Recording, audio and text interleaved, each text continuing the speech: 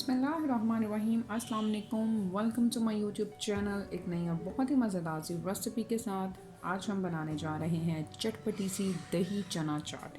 तो दही चना चाट बनाने के लिए मैंने यहाँ पर सफ़ेद चने लिए थे, उनको मैंने बॉईल कर लिया है और ये मैं इसके ऊपर ऐड कर रही हूँ हाफ़ लेमन जूस। आप अपने टेस्ट के मुताबिक लेमन का जूस जो है वो ज़्यादा भी इस्तेमाल कर सकते हैं। और सबसे पहले दही चना चाट बनाने के लिए इसके अंदर मसाले ऐड करूँगी। ये मैं 1 टीस्पून के करीब नमक था, 1 टीस्पून के करीब ज़ीरा पाउडर है, हाफ़ टी स्पून के करीब रेड चिली पाउडर इसके अंदर ऐड कर रही हूँ और हाफ़ टी स्पून के करीब ही मैंने अमचूर पाउडर लिया था वो इसमें ऐड कर रही हूँ और 1.5 टेबल स्पून यानी कि 1.5 चम्मच के करीब जो है मैं इसके अंदर चाट मसाला ऐड कर रही हूँ। मसालों की क्वांटिटी अपने टेस्ट के मुताबिक आप कम या ज़्यादा भी कर सकते हैं। इनको मैं थोड़ा सा हल्का सा मिक्स करूँगी और उसके बाद अब हम इसके ऊपर ये इमली का पल्प ऐड कर देंगे।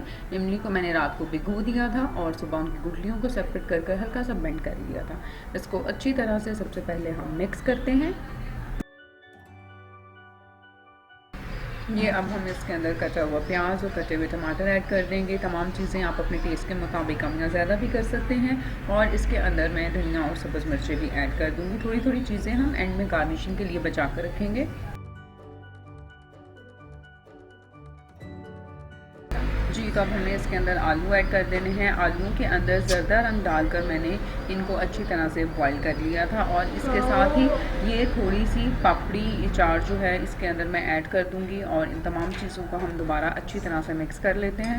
ये जो दही मैंने लिया है इसके अंदर मैं ये कुटी हुआ धनिया, पुदीना और सब्ज़ मिर्चें जो थी मैं इसको इसके अंदर ऐड कर दूंगी। मैंने दही को विस्क अच्छी तरह से पहले कर लिया हुआ था, ये मैं इसके अंदर मिक्स करूंगी और ये हमने इसके ऊपर डाल देना है।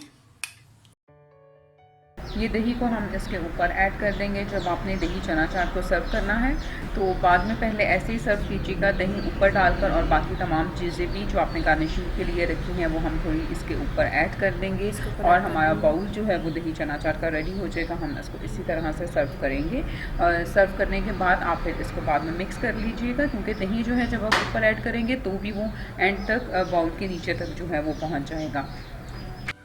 जी, तो ये देखें हमारे पास बहुत ही मज़ेदार सी दही चना चाट जो है वो तैयार हो चुकी है।